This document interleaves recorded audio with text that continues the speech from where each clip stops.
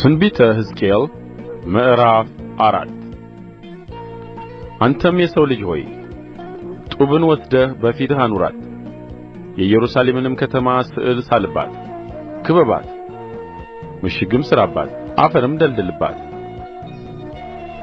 ሰፈርም አቁምባት፣ በዙሪያዋም የሚያፈርስ ግንድ አድርግባት።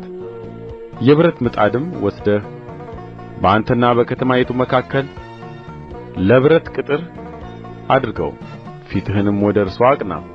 የተከበበችም ትሆናለች፣ አንተም ትከብባታለህ። ይህም ለእስራኤል ቤት ምልክት ይሆናል። አንተም በግራ ጐድንህ ተኛ፣ የእስራኤልንም ቤት ኃጢአት አኑርባት። በምትተኛበትም ቀን ቍጥር ኃጢአታቸውን ትሸከማለህ። እኔም የኃጢአታቸውን ዓመታት ለአንተ የቀን ቍጥር እንዲሆንልህ 390 ቀን ሰጥቼሃለሁ። የእስራኤልንም ቤት ኃጢአት ትሸከማለህ።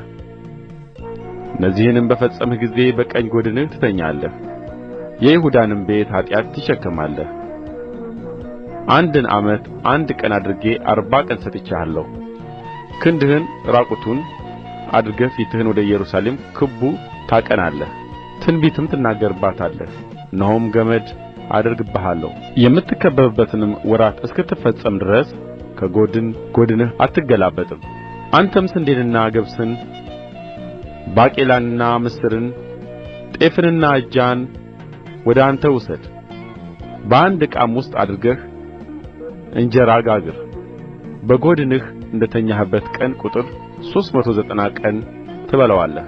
የምትበላውም በሚዛን በየቀኑ 20 ሰቅል ይሁን፣ በየጊዜው ትበላዋለህ።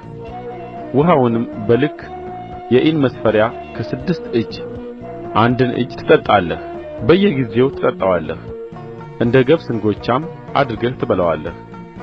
ከሰውም በሚወጣ ፋንድያ በፊታቸው ትጋግረዋለህ።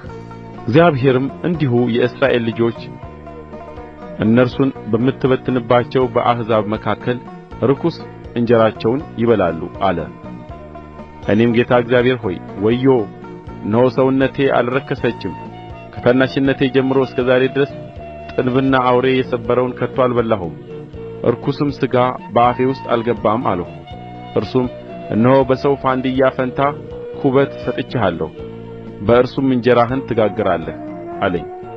ደግሞም እንዲህ አለኝ፣ የሰው ልጅ ሆይ የኢየሩሳሌምን እንጀራ በትር እሰብራለሁ።